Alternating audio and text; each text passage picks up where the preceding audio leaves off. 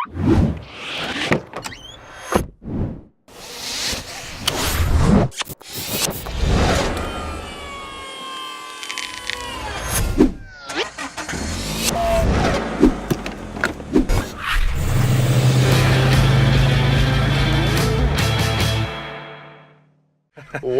up? What's up? Welcome to the next episode of Driven. My name is Rivers Pierce, and I'm here with Travis Robertson, the legendary up-and-coming young coach in the real estate circuit.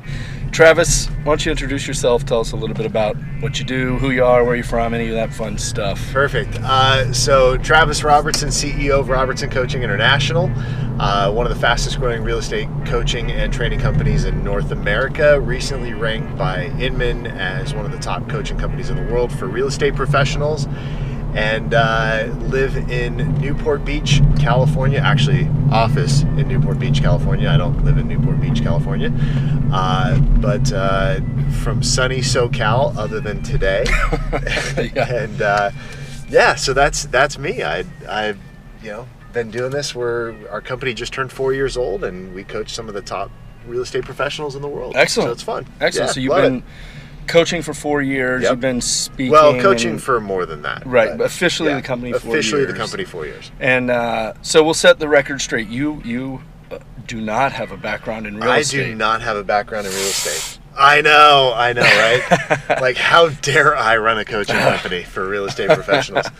Some of the things we've talked about this before, that, there are some people in the real estate space that if you don't have any background in selling real estate, they'll shut you down immediately. Yeah. So how have you kind of reacted or responded to that? It's not an issue so much anymore. It used to be when I first got started, because people are like, well, how can you coach real estate professionals? You've never sold real estate professionally. I said, yeah, that's true. I said, but most of them haven't built multi-million-dollar businesses, and I have. So I'm now in my third multi-million-dollar company, and what I teach people how to do is not sell real estate. If you need help selling real estate, you have bigger problems. Sure. And so what I do is I help people build and run businesses. So I teach them how to hire, how to scale, how to grow, how to market, how to generate leads, how to convert, how to script, how to sell, systems, all of that. That's the stuff that they don't teach in real estate school. So anybody and their mother can sell real estate.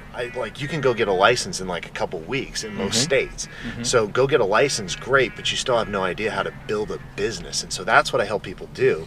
And that's what we're really good at. So if you need help selling real estate, you got bigger problems. But if you want help building a business, then that's what we can help with. And this idea that you can't help people unless you've sold real estate in this industry is really stupid. Because think about it. It's like me saying, well, I'd never take advice from Richard Branson or Steve Jobs, God rest his soul, or anybody else who's never run a coaching company. I'm like, that's just arrogance. That's dumb.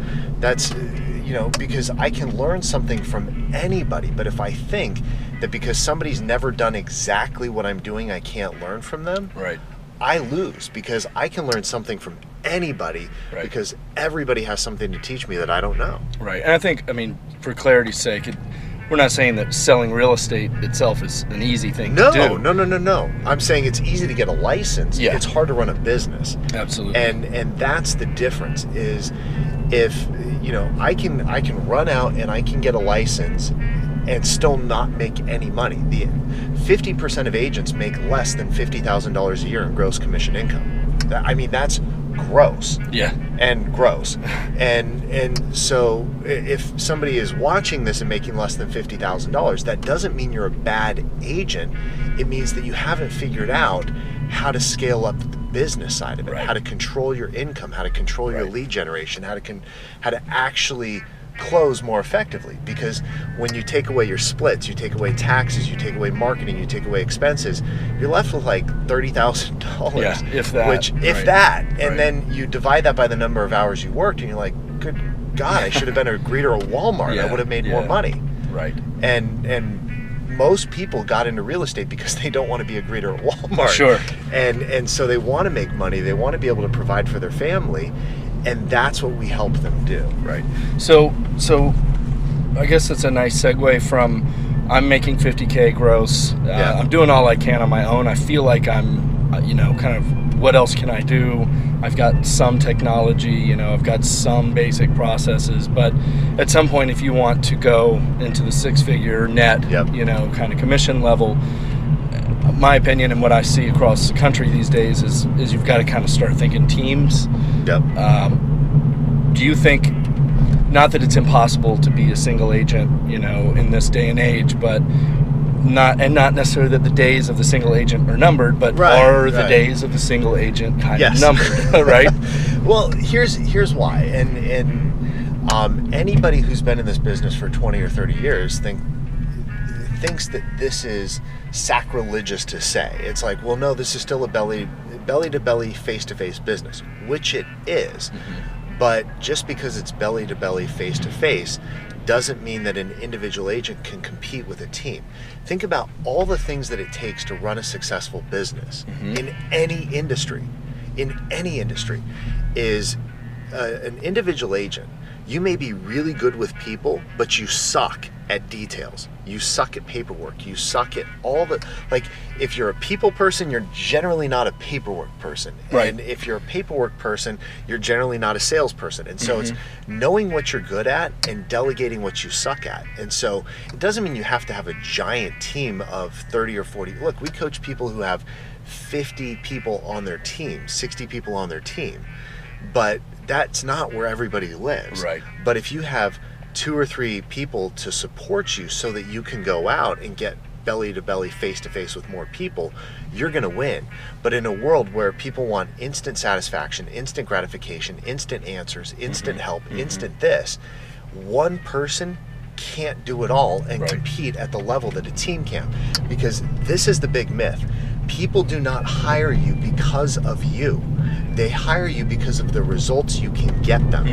And if I can get better results with a team, I'm going to beat you every freaking time. Because they love you, and that's part of why they may hire you, but they can love you and not hire you because they don't believe you're going to get them the results that they want. Sure. And if I can get them better results, they may not like me as much as they like you at the end of the day. Right. But if I can help them put more money in their pocket at the end of the transaction, guess who they're going to hire? Absolutely. Me. Right. Every day of the week. Brand loyalty is kind of fading away in this day and age. Yes. Right. And maybe that's, agree or disagree that the days of the my sister's new boyfriend is going to be my real estate agent because I'm loyal to him or her or whatever. Yeah.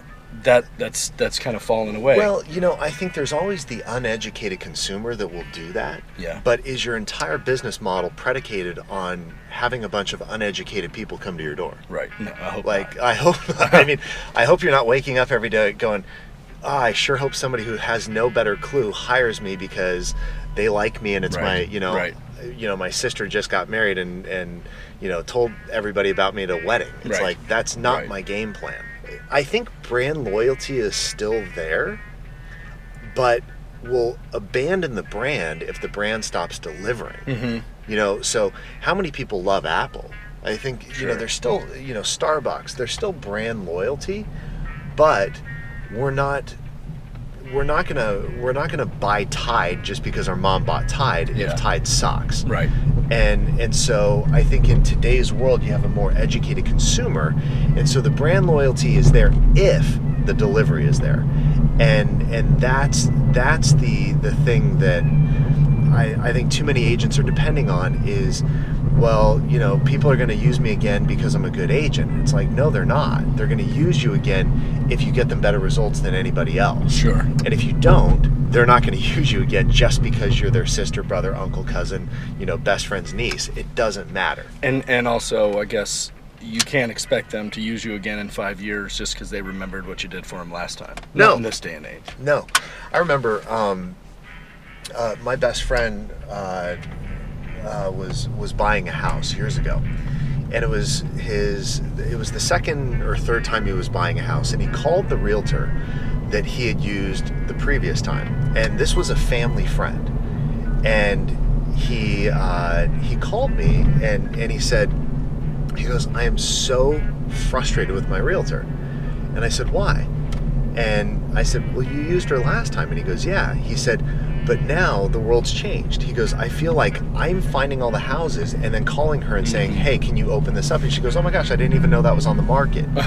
And he goes, what the hell am I paying you for? Like, sure. I feel like all she is the key to open the door. Yeah. And if all you are is the key to open the door, you're dead in this world. Yeah. Because you have to be on top of things. You have to be more aware. You have to be more present, more focused than you ever have been before. And you got to be good at so many things. So what are those other things? I mean, everyone's like, well, you got to be the neighborhood expert and all that. Like, yeah. Okay, but what else do you need to do, knowing that the consumer is exponentially more informed than they even were a year ago, 2 years ago, 5 years ago? I think what it is now is it's about the experience.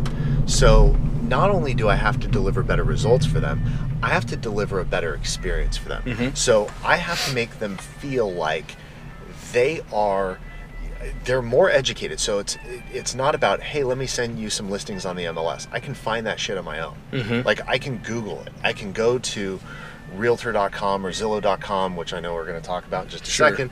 I can find that stuff on my own. I can go sign up at a realtor's website, mm-hmm. and I can get all the listings without you. I don't need a realtor to do that stuff. And so what is the value of a realtor? It's not the listings, it's not access, it's not data, it's the experience and the money that you're going to put into my pocket. That is the value of a realtor. So if I'm a realtor and I know that my clients have access to all the information, then what I need to do is I need to be one step ahead of that. And I need to say, hey, look, I know you saw these 3 homes that hit the market, but they're not for you, and here's why. Right. Is I need to know what their needs are. Right. I need to know why it's a fit for them and why it's not a fit for them. Mm-hmm. And I need to say, hey, look, have you considered these areas? Because this is an up and coming area. This is an area you want to get in on the ground floor in, or based on your needs, you don't want to be in this space, and here's why. Mm-hmm. School districts, or walkability, like whatever your needs are, your wants are, your desires are. I have to know them, and then I have to be able to give you insight on the properties and the things that are coming available before you even see them. Because otherwise, they own it and they own you, and they're going to say, I want to go look at these 16 houses that just came on the market. And you're like, okay, let's get in the car, and now you're an underpaid chauffeur. Right. And that's not what anybody wants to be. There's a minimal value there. Yeah, and then they're going to say, well, why am I paying you 6%? Why am I paying you 6%? Right. Yeah. So, all right, well, so then that being said, speaking of Zillow and a lot of controversy in the past week on their new instant offers, that dovetails with what Open Door is doing. Yep. And as we were talking about, like, well, what is the value of the real estate professional? A lot of people or certain subset of the market is going to migrate towards the I don't need them, I can just go ahead and push a button and sell my house online, basically. Yeah. What do you think about that model, and also the freak out of the general community around that model? I think people need to stop freaking out about Zillow. Zillow's model, and this is what people need to understand. Zillow is a publicly traded company. Their ability to shift business models is very, very limited. The thing that would piss an investor off more than anything else is for them to go, hey, we're going to become a brokerage. Mm-hmm. Because everything that they're doing would all of a sudden become things that they can't do. Their entire business model is advertising. Their entire business model is about the consumer. And if they were to go all of a sudden, hey, we're going to go get we're going to go become a brokerage, Wall Street would freak out. It would cost them billions of dollars in market share. Mm-hmm. Because being a brokerage is not that profitable. Right. And this is what I like. It's crazy. The average agent doesn't understand this. Is your broker doesn't make as much money as you think your broker makes. Right.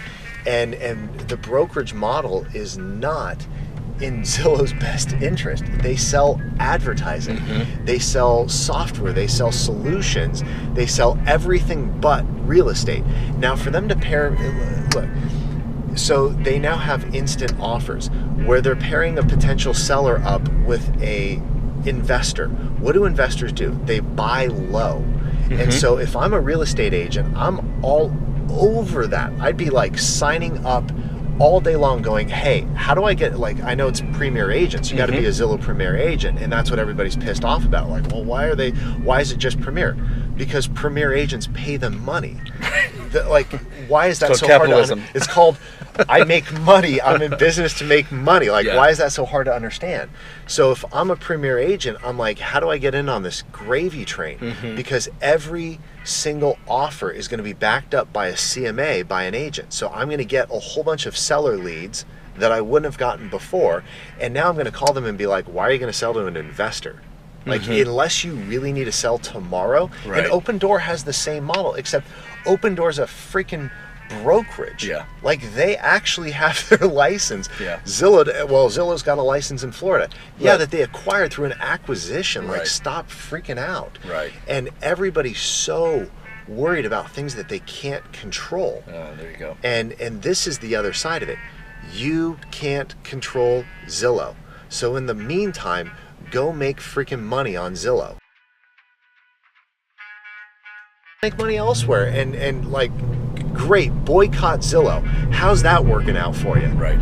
In the meantime, all of your competitors are like, thank God this idiot is boycotting Zillow because I'm going to go make money on it. Sure. And they want you to feel like Zillow's the devil because they're going to go make money hand over fist. Hundreds of thousands of dollars in your, truthfully, millions of dollars in commission in your marketplace are being made on Zillow while you're sitting there going, Zillow's, the Antichrist.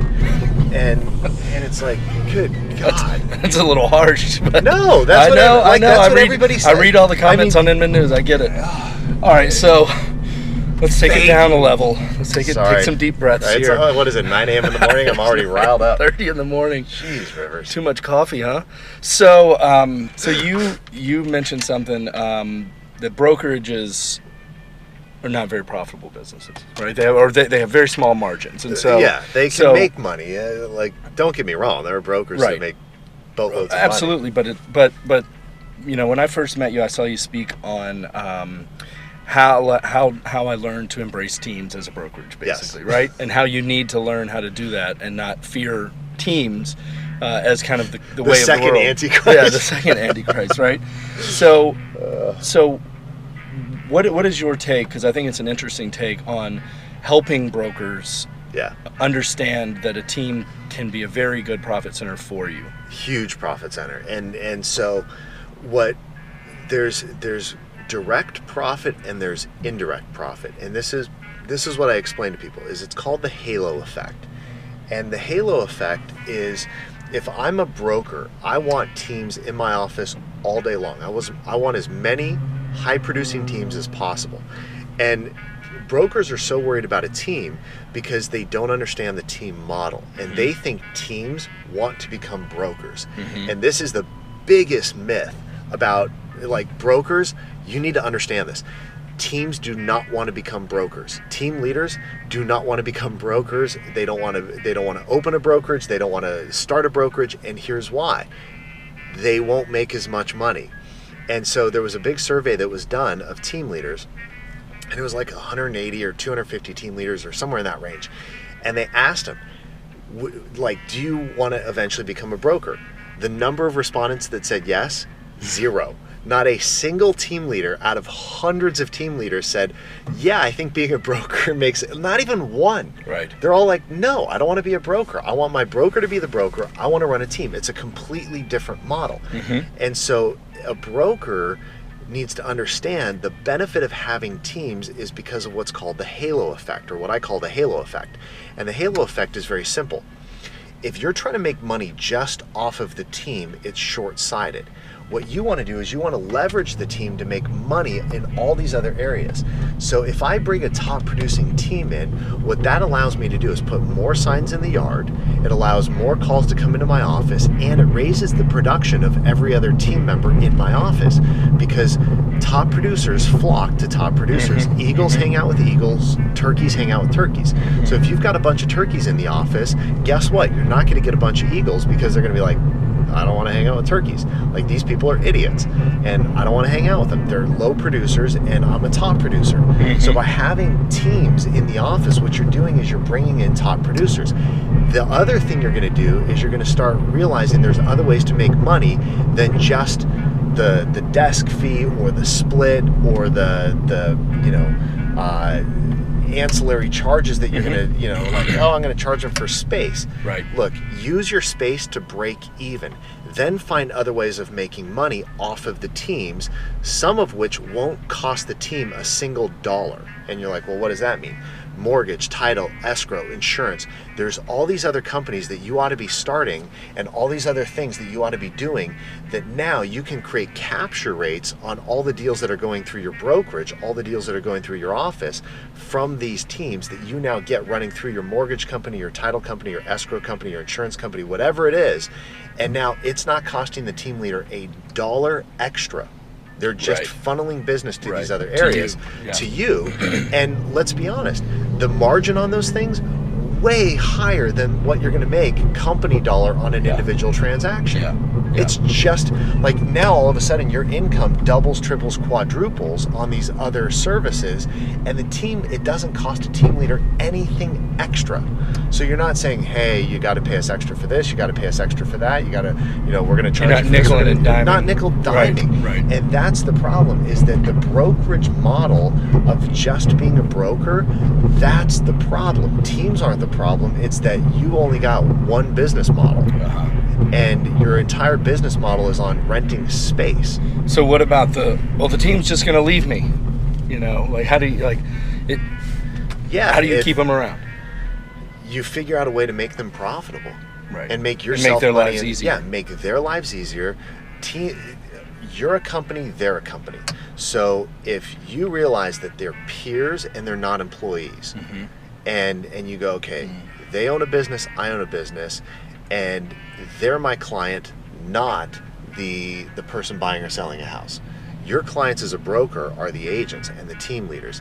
And so you've got to figure out, how do I bring more value to them than other offices or other companies in my marketplace? Well, it's, how do I make them more profitable? How do I make their life easier?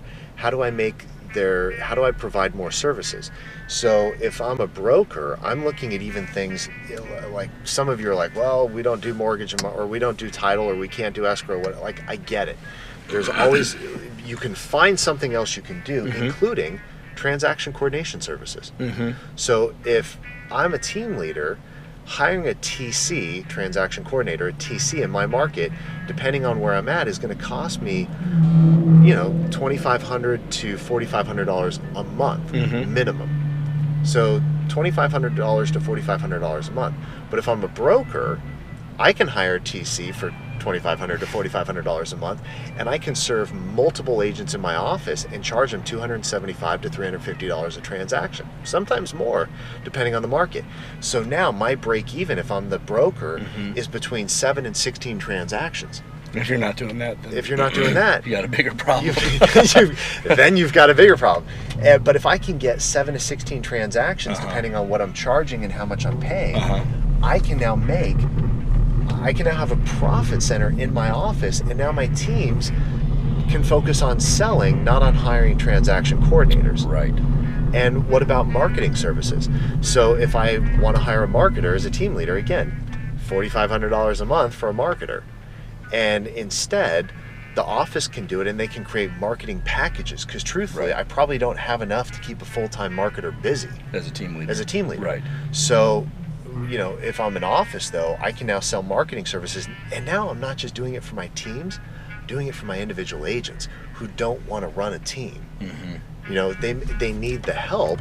And now if they've got a transaction coordinator and they've got a marketing service, and I can help them make more money and save more time and serve more people, even my individual agents are happier, my teams are happier, I have a profit center, and I'm actually making money because, look, I'm in business to make money, and there's no shame in that. Right. And all you have to do is you have to go to your agents in the office and the team leaders and say, hey, look, if I brought this service in, would you take advantage of it? Right. And here's what I'm thinking of doing, and here's what I'm going to be saving you. Don't just say, here's what I'm going to charge you. Right. Here's what I'm going to be saving you. Just turn the conversation around. Because right now you could go hire a transaction coordinator, but it's going to cost you in our market $3,600 a month or whatever it is, and I'm only going to charge you $275 a transaction. In some months, you're only going to spend $1,000 or a couple $1,000 with me, which is better than spending $3,600 a month. And you don't have to manage that person. And you don't have to manage them. I'll hire them, I'll train them, I'll make sure that they're good, and if they suck, I'll fire them, find somebody else, and bring them in. Right. Like it's a win-win. So ultimately, the broker is providing resources, providing operations, infrastructure, potentially technology. So it's like the broker could say, I'll bring BoomTown in for the whole office, right? 100%. And you guys use BoomTown. Absolutely. You don't have to pay for it. That's just part of the package of being under my umbrella. Yep. If I were a broker, the very first thing I would do is I would go get a platform like BoomTown, and I would bring leads into the office, and I would charge extra for those leads, and I would be a lead generator. Right. Now, I would manage it, and I'd make sure that they're doing things. I wouldn't just be handing out leads like candy. I'd be going, if I'm going to give you a lead, here's what I'm going to charge, and here's what you're going to do. You're going to perform. I'm going to measure are you calling them? Are you engaging with them? Are you doing this? Because if I know that I give you 10 leads and you convert 0, and I give somebody else 10 leads and they convert 2, guess who's going to get the leads? Or you could say, as the team leader, you come in and I'll give you BoomTown as your tech infrastructure and your CRM, and you tell me how much you want to spend for advertising, and those leads will come straight to your team. Those will come straight to you. Right. So there's a whole bunch of different ways of. The fear of the team just needs to go away. Yeah, it's just a mindset, right? It's switching to a different way of looking at it. It's fighting what the reality is, right? And it's like teams are the broker's Zillow. I mean, Zillow is the broker's Zillow too, because brokers hate Zillow as well.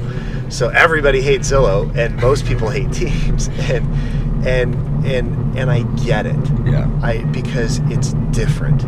And because it's different, it brings fear, it brings uncertainty, it brings doubt. But rather than, you can't win if you operate from a state of protection or fear. Sure.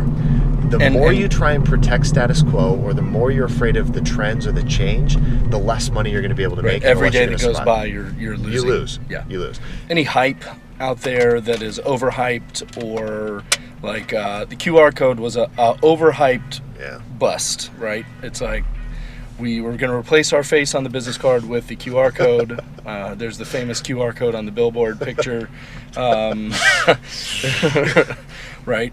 Is there anything out there right now that people are that is either overhyped or living up to its hype? Knowing that technology is moving at exponentially faster paces than before.